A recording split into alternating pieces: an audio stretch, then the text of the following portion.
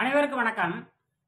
வெங்கடேசனுடைய இந்த விண்வெளி கண்டுபிடிப்பு, விண்வெளிக்கு குடியேறுவதற்கு நாம் இந்த யோக முறையை பயன்படுத்திக் கொள்ளலாம். அவ்வளவுதான். யோக முறையை பயன்படுத்தி பூமியில் இருப்பதற்கு அல்ல. எதிர்காலத்தில் நாம் விண்வெளியில் குடியேறப் போகிறோங்கிறதுக்காகத்தான் நாம் இந்த தொழில்நுட்பத்தை பயன்படுத்துகிறோம். இந்த பரிணாம அறிவியல், யோகிகள் பயன்படுத்திய பசிதாகத்தை கட்டுப்படுத்துகிற பயிற்சி முறை, உடலை நடுநடையாக வைத்துக் கொள்கின்ற முறை, அவர்கள் உடலை நடுநடையாக வச்சுக்கிட்டு இறைவனோடு கலந்த முறை, இதெல்லாம் வச்சுக்கிட்டு நம்ம எங்கே பயன்படுத்திக்கலாம்னு கேட்டிங்கன்னா, விண்வெளிக்கு போகிறதுக்கு பயன்படுத்திக்கலாம். அந்த யோகிகள் அவங்களுடைய முன்னேற்றத்துக்கு பயன்படுத்தினாங்க.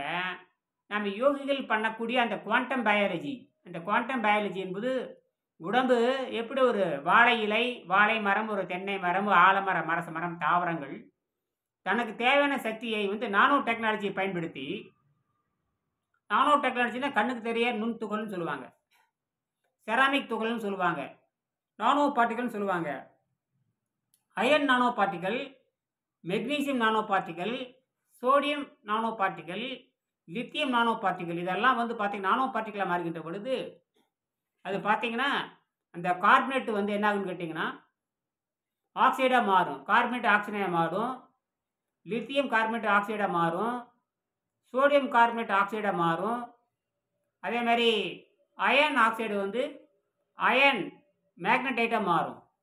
இதெல்லாம் சேர்ந்து ஒரு கலவை தான் அந்த தாவரத்தில் இருக்கிற தாவர இலை இருக்கு இல்லையா, பச்சையமாக கலந்துருக்கும். புரியுதுங்களா? அது கிரீன் மெக்னீசியம் சொல்லுவாங்க. சரியா? அந்த கிரீன் மெக்னீசியத்தில் என்னென்ன கலந்துருக்குன்னு கேட்டிங்கன்னா, நான் சொல்லக்கூடிய உப்புகள் எல்லாம் உப்புகள் கலந்துருக்கும். அதெல்லாம் சூரியன் படுகின்ற பொழுது டெம்பரவரியாக பேராமேக்னட்டாக மாறும். அப்படி பேராமேக்னட்டாக மாறுகின்ற பொழுது தாவரம் தனக்கு தான சக்தியை தானே தயாரித்துக் கொள்கிறது. இப்படி தான் சொல்லுவார் டாக்டர் அர்னால்ட் டெக்கர்ட். என்ன சொல்லுவாங்க கேட்டிங்கன்னா, human body is a mobile plant, a pure body in vital condition, a pure body in vital condition. இப்போ என்னுடைய உடல்னு வச்சுக்கோங்க. என்னுடைய பார்த்தீங்கன்னா என்னுடைய உடல் 70 கிலோ 80 கிலோ இருந்த உடல் எடை இப்போ எனக்கு 58 கிலோ மாறிடுது. நான் கடந்த 10 நாளாக திரவ பயிற்சி மட்டும் பண்ணிகிட்டே இருக்கிறேன். மலத்துவாரத்தை பூரா திடக்கழிவு பூரா வெளியேற்றிட்டேன். அப்போ அபாலன் கட்டுப்பாட்டுக்கு வந்துருச்சு. இதெல்லாம் யோகிகள் செய்கிற முறை. எதுக்கு பண்ணுறேன்னு கேட்டிங்கன்னா, நான் விண்வெளியில் குடியேறணும், விண்வெளியில் திருமணம் நடக்கணும், விண்வெளியில் இருக்கிற அந்த அஸ்டீராய்டு பெல்ட்டில் இருக்கிற இந்த பாறைகள் இருக்கிற துகளை எடுத்து மனித குலத்துக்கு கொடுக்கணும், ஒரு ரோபோட் செய்கிறத விட நான் என்னால் செய்ய முடியும் அப்படிங்கிறது தான் என்னுடைய ஆர்வமாக இருக்குது. இதெல்லாம் என் ஆசிரியர் வெங்கடேசன் சொன்னது. இதை வைத்துக்கொண்டு இப்போ பூமியில் பார்த்தீங்கன்னா எங்கே பார்த்தாலும் மருந்து மாத்திரைனால நோய் குணமாக்க முடியாது அப்படிங்கிறது எல்லாத்துக்கும் தெரியும். மருந்து மாத்திரைகள் அல்லது மூலிகைகள் நோயினுடைய பக்க விளைவுகளை அழுத்தி வைக்குமே தவிர நோயை குணமாக்க முடியாது. சரியா? சரி, இப்போ நம்ம இந்த குவாண்டம் பயாலஜி பயன்படுத்தி, இப்போ குவாண்டம் பயாலஜி தீவிரம் ஆராய்ச்சி பண்ணுறாங்க. ஏன்னா அது கெமிஸ்ட்ரி, குவாண்டம் கெமிஸ்ட்ரி. குவாண்டம் பயாலஜிங்கிறது குவாண்டம் கெமிஸ்ட்ரி. உள்ளே இருக்கிற இந்த அணுக்கள், கண்ணுக்கு தெரியாத அணுக்கள் எப்படியெல்லாம் வேலை செய்யுது. கண்ணுக்கு தெரியாத அகல் தான் ஃபோட்டான்னு சொல்லுவாங்க இல்லையா? ஃபோட்டானுக்கு அதுக்கு எது வகையான நிறையும் கிடையாது, ஒரு சக்தி பொட்டலாமாக தான் இருக்குது. அந்த மாதிரி தான் இருக்குது. மைட்டோகாண்ட்ரியா, சைட்டோசால்வு இதெல்லாம் பார்த்தீங்கன்னா உள்ளே இருக்கும். அதை தன்னைத்தான் இயங்கக்கூடியது. இது போக மூடியில் இருக்கிற நாளமுலா சுரப்பி, நாளமுலா மனோன்மணியம், இதெல்லாம் பார்த்தீங்கன்னா அதுக்கு 7 சுரப்பிகள் இருக்குது. இதெல்லாம் அதுக்கு பின்னாடி எல்லாம் பின்னாடி இந்த இது வர்ற வரைக்கும் இருக்கும். அதுக்கப்புறம் இதெல்லாம் தான் உடலுக்கு எல்லா உறுப்புகளையும் இயங்குது. இது பார்த்தீங்கன்னா பாஸ்பரஸ் பொட்டாசியம், அந்த பொட்டாசியம், சோடியம் இல்லை பொட்டாசியம் இந்த அந்த உப்பு கரைசலை வைத்துக்கொண்டு மூளையிலிருந்து மின்சாரத்தை எல்லாம் உடம்புக்கு எங்கேயும் அனுப்பி எல்லா வேலையும் செய்ய வைக்கும். நம்ம இதெல்லாம் யோகிகள் செய்கிற முறையை நாம் ஆரோக்கியத்துக்கு பயன்படுத்திக்கலாம். நம்ம பக்தி மார்க்கத்துக்கு போக முடியாது, கருமத்துக்கு போக முடியாது, ஞானத்துக்கு போக முடியாது. இப்போ இந்தியாவில் பூரா அந்த அந்த ஸ்பிரிட்டு, தீய ஸ்பிரிட்டு, ராமருங்கிற தீய ஸ்பிரிட்டு என்ன ஆகி போட்டிங்கன்னா அது தற்கொலை பண்ணிட்டார். ராமர் தற்கொலை பண்ணிட்டார். அவர் மிகப்பெரிய யோகியாக மாறல. புரியுதுங்களா? கண்ணனும் யோகியாக மாறல. அர்ஜுனன் யோகியாக மாறக்கு முயற்சி பண்ணியிருக்கான். தமிழ்நாட்டில் பூரா சித்தர்கள் இருக்காங்க, யோகியாக மாறி இருக்காங்க. அவங்க தான் விருப்பத்தில் ஆரோக்கியத்தை மேலே பிடிச்சிக்கிட்டாங்க. அவர்களை வைத்துக்கொண்டு நாம் கணக்கு போட்டோம்னா உலகமே நல்லா இருக்கும்னு தான் நினைப்போம். ஆனால் இந்த தற்கொலை பண்ண அமைப்பு இதெல்லாம் ஒரு ஸ்பிரிட் பேசுது. அந்த நம்பிக்கை போயிடுச்சுன்னா நாடு நாசமாக போயிடும். சரிங்களா? அதெல்லாம் அறிவியலை பயன்படுத்தி மேலேறுவோம். தெய்வத்தால் ஆகாதனின்னு முயற்சி தன்மை வறுத்த கூடுதல்ங்கிற மாதிரி. இப்போ இந்த கொளுத்த பணக்காரர்கள் அல்ல ஏழைகள் இவங்களை எப்படி தப்பித்து போகிறது பயோடெக்னாலஜி வைத்துக்கொண்டு ஆக பயோ கெமிஸ்ட்ரியை புரிந்து கொள்ளலாம். அதாக குவாண்டம் கெமிஸ்ட்ரி, குவாண்டம் பயாலஜி வைத்துக்கொண்டு நம்ம ஆரோக்கியத்தை பெற முடியும். சரிங்களா? இப்போ பார்த்தீங்கன்னா, நம்ம உடம்பு பேராமேக்னெட்டா மாறி ஆகணும். எப்படி பேராமேக்னெட்டா மாத்துவீங்க? 3 வேளை மூக்கு பிடிச்சு திங்கிற, 3 மேல மூக்கு பிடிச்சு தின்னாவே அது விபச்சாரம்னு அர்த்தம். அதாவது தேவையற்ற வேலையை செஞ்ச விபச்சாரம். ஒரு தவறான முறையில ஆணும் பெண்ணும் சேர்ந்தா அது விபச்சாரம். அதே போல அந்த தவறான செயலுக்கு விபச்சாரம். அப்ப நேரம் இல்லாம நாம தின்னுட்டே இருந்தோம்னா பிறவி ஒழுக்கம் கெட்டு போயிரும். அப்ப நம்ம உடல் வந்து என்ன ஆகுதுன்னு கேட்டீங்கன்னா, தண்டனை கொடுக்கிற நீதிபதியா மாறிருது. புரியுதா? அருள் கொடுக்கிற இறைவனாய் இருப்பதை காட்டிலும் தண்டனை கொடுக்கிற நீதிபதியாக மாறிருது. தப்பு பண்ணா தண்டனை நீதிபதி கொடுத்துருவார்.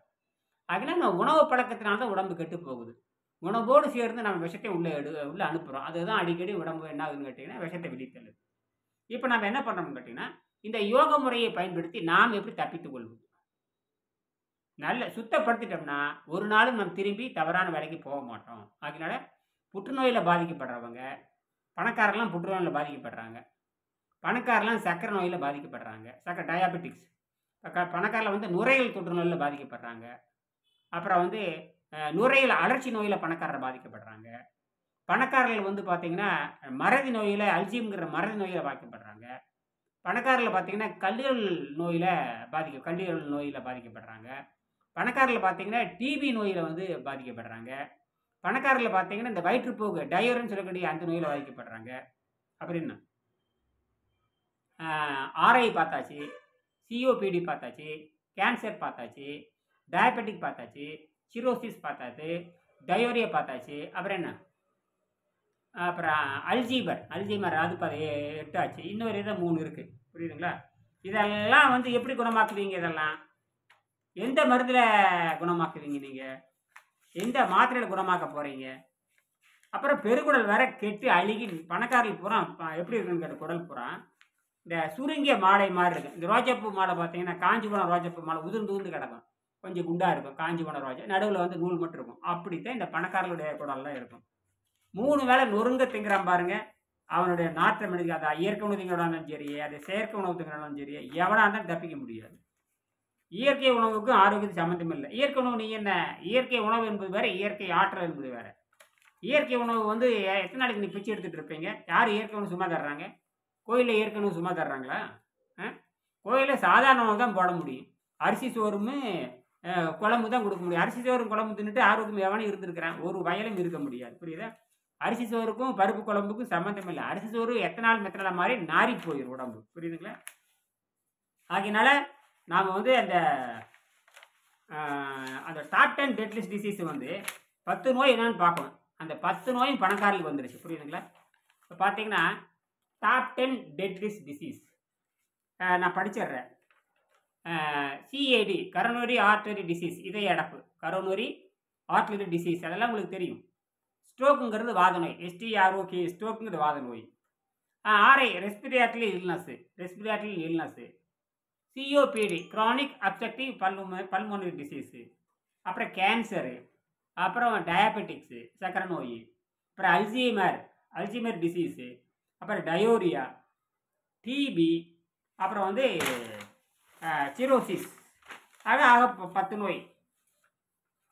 CID, stroke, respiratory illness, COPD, cancer, அப்புறம் diabetic, Alzheimer, diarrhoea, TB, cirrhosis. இந்த 10 நோயும் இல்லாத உலகத்தில் ஐயா இருக்கான். எல்லாரும் இந்த நோயில் மாட்டிக்கிறாங்க.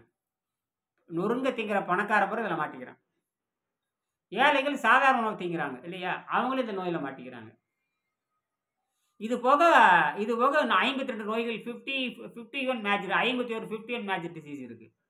இந்த மேஜர் டிசீஸுக்கெல்லாம் வந்து நோயை அழுத்தி வைக்கலாமே தவிர நோயை குணமாக்க முடியாது. எல்லா டாக்டர்களும் நோயை அழுத்தி வைக்கிறதுக்கு தான் மருந்து கொடுப்பாங்க. நோயை குணமாக்கிட்டு அப்புறம் அங்கே பேஷண்ட்டே போக மாட்டாங்க. நோய் குணமாயிடுச்சுன்னா மருத்துவர்களுக்கு வேலையில்லை. நோயை குணமாக்கவே முடியாது. நோயை குணமாக்குறேன்னு போடவே கூடாது. இந்த புற்றுநோயை குணமாக்கி விடுவேன்னு யாரும் போர்டு வைக்க முடியாது. சிறப்பு மருத்துவர்னு பேரே, இந்திய மருத்துவ சட்டத்தின்படி சிறப்பு மருத்துவர்னு பேரே போட முடியாது. டயபெட்டிஸ் ஸ்பெஷலிஸ்ட்டு, கேன்சர் ஸ்பெஷலிஸ்ட்டு அப்படின்னு போடவே கூடாது. இவங்க என்ன நினச்சிக்கிறாங்க? ஓ, கேன்சர் ஸ்பெஷலிஸ்ட்னா இவங்க கேன்சர் இல்லாமல் பண்ணிடுவாங்களே தெரியுது. ஓ, மருந்து கண்டுபிடிச்சிட்டாங்க. இல்லை, கேன்சருக்கு மருந்து கிடையாது, டயபெட்டிக் மருந்து கிடையாது, அல்சீமருக்கு மருந்து கிடையாது, ஸ்ட்ரோக்குக்கு மருந்து கிடையாது. ஸ்ட்ரோக்குக்கு மருந்து கிடையாது. வயிற்றுப்போக்குக்கு மருந்து கிடையாது. டயோரியா மருந்து கிடையாது. கல்லீரல் வீக்கத்துக்கு மருந்து கிடையாது. அல்சீமருக்கு மருந்து கிடையாது. COPD chronic obstructive pulmonary disease இதுக்கு மருந்து கிடையாது. அப்புறம் என்ன இதெல்லாம் மருந்து கிடையாது. இதுக்கு என்ன பண்ணுவீங்க? உணவு கட்டுப்பாடு போக சொல்லுவாங்க. அதுக்கு நேரடியாக நம்ம யோக முறையை பயன்படுத்தி விண்வெளி வாழ்க்கைக்கு தப்பிச்சு போகிற மாதிரி நம்ம உணவு பழக்கத்தை மாற்றி அமைச்சிட்டோம்னா நம்ம தப்பிச்சு போயிடலாம். இது வந்து சரிபார்க்கறதுக்கு மட்டுமே தவிர நிரந்தரமாக செய்யணுங்கிறது அவங்க மனநிலை பொறுத்தது தான். அதாவது சிதறண்டு நிலை, அதாவது சிதறண்டு நிலை, மனம் வந்து சிதறண்டு நிலையாக இருக்கும். எப்போ பார்த்தாலும் பொருள் தேடுகின்ற வடிவம். தங்கத்தை தேடி ஓடுறது, காசை தேடி ஓடுறது, 24 மணி நேரம் தங்கத்தை தேடி ஓடுறது, காசை தேடி ஓடுறது, பணத்தை தேடி ஓடிக்கிட்டே இருக்கிறது. கோடி திருடிட்டே இருப்பது. திருடிட்டு அது யாருக்கும் கொடுக்காம மற்ற தீய செயல்கள் செய்கிறது, அரசியல் வேலை பண்ணுறது, கோயில் இடிக்கிறது, மக்களை துன்புறுத்துறது, புல்டோசர் வச்சு இடிக்கிறது, மக்களை துன்புறுத்துறது, ஏழைகளை வற்புறுத்துறது, இப்படித்தான் இந்த தீய வேலை பண்ணும். இந்த ரெண்டுலேயுமே 99.99 பேர் வந்துடுவாங்க. அப்போ கிட்டத்தட்ட எல்லாருமே அதை வந்துடுறாங்க. யாருமே மக்களுக்கு நன்மை செய்கிறதில்ல. பூமி கட்டுக்கிட்டே வரும். மூணாவதாக வந்து இதுக்கு எதாவது வழி இருக்கான்னு பார்க்கும்பொழுது ஒரே வழிதான் யோக மார்க்கம். யோகிகள் அப்படின்னு சொல்லுவாங்க. அந்த யோக மார்க்கத்தை நாம் யோகியா மாதிரி அப்படியே உட்காந்துட்டு தியானம் பண்ணிட்டு அப்படி உட்காந்துட்டு பூமிக்குள்ளே போகிறதுங்கிறது ஒரு முறை. அது வந்து இயற்கையோட கலக்கிற முறை. அது உங்களுக்கு தேவையில்லை. நீ தப்பிச்சு போகணுமா அதை செஞ்சுட்டு போ. அதுக்கு இப்போ செலவில்லாத வழி இருக்கா? அப்போ உடம்பை வந்து பேராமேக்கனாக மாற்றணும். உடம்பு வந்து தன்னைத்தானவே குணமாக்குற தாவரமாக மாற்றினா மட்டும்தான் நீ தப்பிக்க முடியும். நோய் குணமாக்குறாங்க என்ன ஆகிறது? எவனும் சாகவே மாட்டானே. சாவு 4 வகைப்படும். 1 யோகத்தில் சாவுதல், 2வது முதுமை நோயில் சாவுதல், 3வது தற்கொலையில் சாவுதல், 4வது வந்து அரசாங்க தண்டனையில் சாவுதல். இது கூட இந்த போரில் சாகிறான் பாருங்க, அதோட சேர்த்திக்கலாம். ஆக இந்த 4 சாவில் முதல் சாவு தான் வள்ளலார் செய்தது. புரியுதுங்களா? அவர் வந்து மிகப்பெரிய யோகி முறையில் வந்து 50 வயதில் 1823 பிறந்து 1874 ஏறதாக 50 ஆண்டுகள் அதில் அவர் பூரணம் முழுமை அடைஞ்சிட்டாரு. அவர் உடலை விட்டு வெளியே போயிட்டார். அட்டமாசியத்தில் அவர் வெளியே போயிட்டார். அதே மாதிரி தான் நாமளும் செய்யணும். வேறு வழியே கிடையாது. இப்போ நான் அந்த நோக்கி நான் போயிட்டுருக்கேன். இப்போ என்ற எடை வந்து 80 கிலோ வந்து நான் வந்துட்டேன். இப்போ இதுக்கு வந்து நீங்கள் இந்த புத்தகத்தை வாங்கி படிக்கணும். இந்த பணக்காரர்கள், இந்த கொடுத்த பணக்காரர்கள் இருக்கிறாங்களே, முடிஞ்சால் இது ஆங்கிலத்தில் மொழிபெயர்க்கலாம். கோவை விஜயா பதிப்பத்தில் கிடைக்குது. ஒரு இடைக்கருவி வாங்கி வச்சுக்கணும். நேரடி பயிற்சி என்கிட்ட எதுவுமே கிடையாது. அல்லது என்ற இடத்துக்கு நேரடியாக வரணும். என்றது ஒரு ஏக்கரா பரப்பளவில் சுத்தமான காற்று இருக்கிற பகுதியில் ஒரு 20 லட்சம் செலவு பண்ணி நான் இங்கே சத்தியமங்கலம், அது கொடிவேரியிலிருந்து ஒரு 10 கிலோமீட்டர் தள்ளி மலை அடிவாரம். கொடிவேரியிலிருந்து பார்த்தீங்கன்னா ஒரு மலை தெரியும். அது கிழக்கு தொடர்ச்சி மலை நேரம் ஊட்டியில் போய் சேருது. மேட்டுப்பாளையம் ஊட்டியில் போய் தெங்கு மரத்தில் போய் சேருது. சரிங்களா? அப்போ குண்டேரி பள்ளம் கேள்விப்பட்டிருப்பீங்க. குண்டேரி பள்ளம், அந்த குண்டேரி பள்ளம் பெரும்பள்ளம்னு கேள்விப்பட்டிருப்பீங்க. கொடிவேரி 4 ரோட்லேருந்து சத்தியமங்கலத்துலேருந்து 8 கிலோமீட்டர், கோபிலேருந்து 22 கிலோமீட்டர். இதில் வந்து நீங்கள் என்ன பண்ணுறீங்கன்னா